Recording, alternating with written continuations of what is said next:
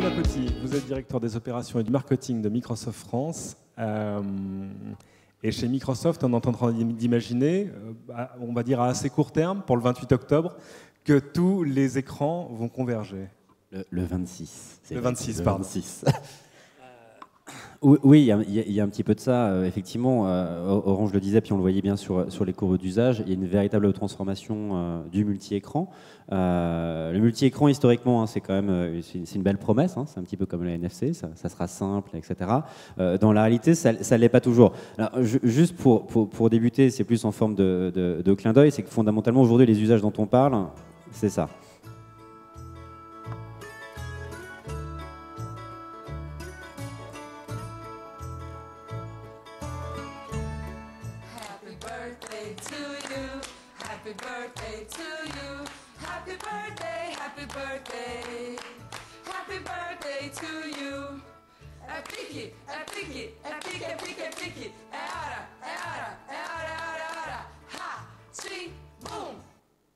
Là, derrière le clin d'œil, on n'est pas obligé de se fêter à l'anniversaire sur Skype. Bon, en même temps, ça fonctionne et c'est très bien.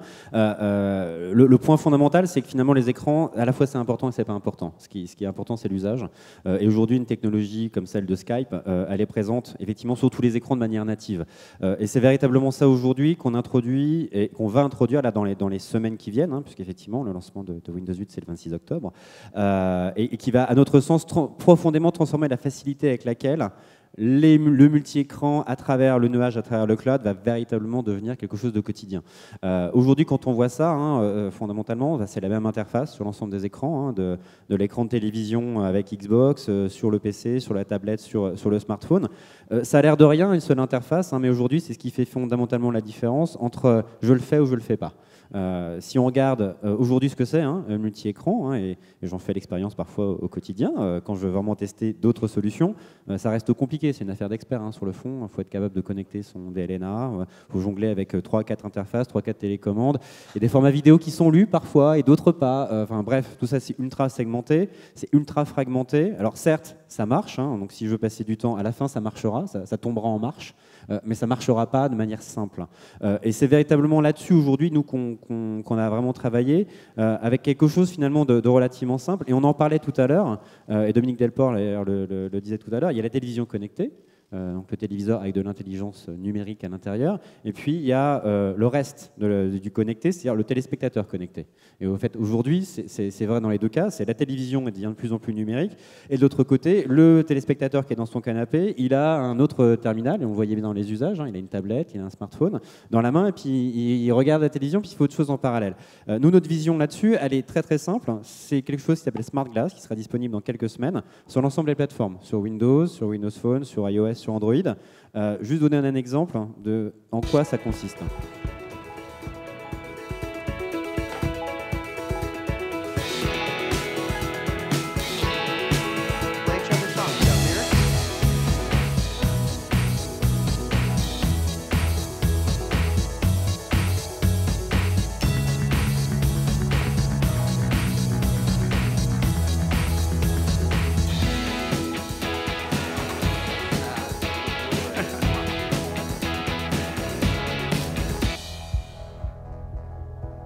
Xbox, My Playlists, Chill Out Playlists. Play.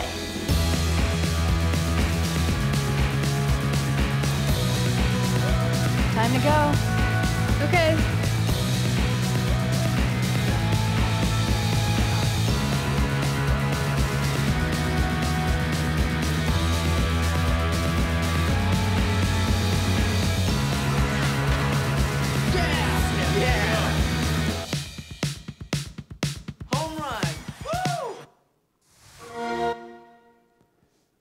Donc là, ce dont on parle, c'est pas juste une vidéo de marque en disant c'est sympa, c'est cool, mais en fait, ça marche pas avec les produits. Ça, c'est disponible sur ce Noël-là. C'est disponible multiplateforme, donc c'est pas uniquement sur nos plateformes, c'est vraiment sur l'ensemble des plateformes. Et ça illustre bien ce qui est, à notre sens, vraiment le futur de la mobilité. C'est-à-dire que c'est une mobilité qui est connectée dans le nuage. Mes contenus sont vraiment disponibles de manière transparente sur l'ensemble de ces différents écrans. J'ai rien à faire. C'est ça la différence, c'est qu'il n'y a pas besoin de connecter, de bidouiller. J'ai un identifiant, un mot de passe. Tout ça descend de manière un peu magique sur mes différents écrans. Et on voit bien dans la vidéo, c'est essayer d'inventer effectivement des usages qui aujourd'hui n'existent pas. Utiliser son smartphone pour piloter sa télé, ça c'est faisable, ça existe.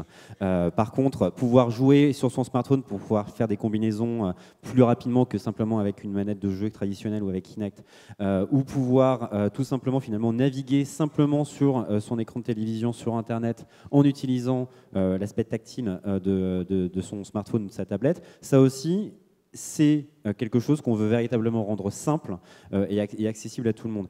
Le bénéfice, bien sûr, c'est une seule interface. Et puis le bénéfice derrière, finalement, on parle à des annonceurs aussi ici, c'est que je développe un set, si je suis annonceur, de logique finalement de créa et de création publicitaire, et que je suis capable de le déployer sur l'ensemble des écrans à partir d'une vision extrêmement centralisée finalement de mes écrans. Je n'ai pas besoin de réadapter à chaque fois le travail artistique que je fais sur ma publicité. Et on crée de nouvelles expériences du coup immersives sur l'ensemble de ces écrans-là. C'est le cas, par exemple, aujourd'hui, très concrètement, hein, Coca-Cola a fait une opération très innovante sur ce terrain-là, du classique. Hein, donc, on crée une chaîne sur MSN. Jusque-là, ça, c'est classiquement réalisé.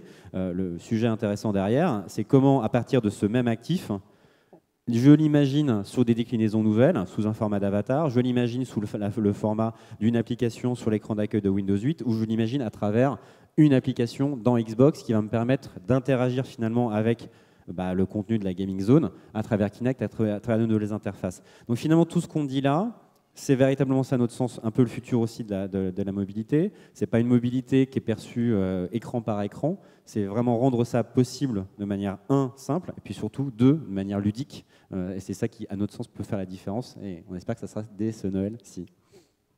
Est-ce que c'est l'interface unique, parce qu'on parle de multi-écran, mais tout ça se fait aussi au travers de l'interface métro, qui s'appelle plus métro, mais qu'on va appeler métro. Est-ce que c'est pas un fantasme d'éditeur ? En sens que cette interface-là, elle s'opère de manière très différente selon l'écran sur lequel on est, qu'on soit la souris à la main ou le mobile du bout du pouce, ou sur une tablette où on peut utiliser plusieurs doigts, etc. Alors, la question, c'est est-ce que l'utilisateur attend ça, oui ou non ? J'ai envie de dire, à la fois, il faut faire des études pour savoir ce qu'attend l'utilisateur, et à la fois, parfois, il faut faire des sauts et des paris, effectivement, pour changer les usages. Apple l'a bien fait, hein, l'iPhone, on demandait aux consommateurs, il n'attendait pas ça. Et fondamentalement, c'est ça qui a transformé aussi la dynamique de popularisation du smartphone.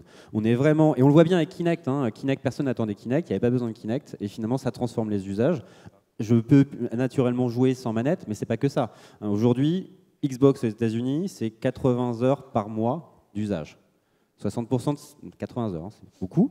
En Europe, c'est 60-65, mais on s'en approche. 60% de ce temps-là, c'est pas passé à jouer, c'est passé à faire autre chose. Donc, ce qui montre, et cette autre chose, c'est quoi? C'est du divertissement, c'est de la télévision, c'est de la musique, c'est tout un tas d'autres usages qui sont inventés par le fait de simplifier l'interface. Donc, est-ce que le public attendait Kinect? Non. Est-ce qu'il attendait l'iPhone? Non. Est-ce qu'il attend l'interface unique? Aujourd'hui, non. Par contre, le bénéfice qu'il va pouvoir y trouver, on est convaincu que ça va transformer son usage. À partir du moment où je peux facilement regarder ma série, je regarde Le Trône de Fer, série compliquée, et sur ma tablette sans rien faire, mon application Smart Glass me dit qui sont les personnages, qui sont les acteurs, c'est quoi la biographie, où ils se trouvent sur le territoire qu'ils parcourent dans la série en temps réel.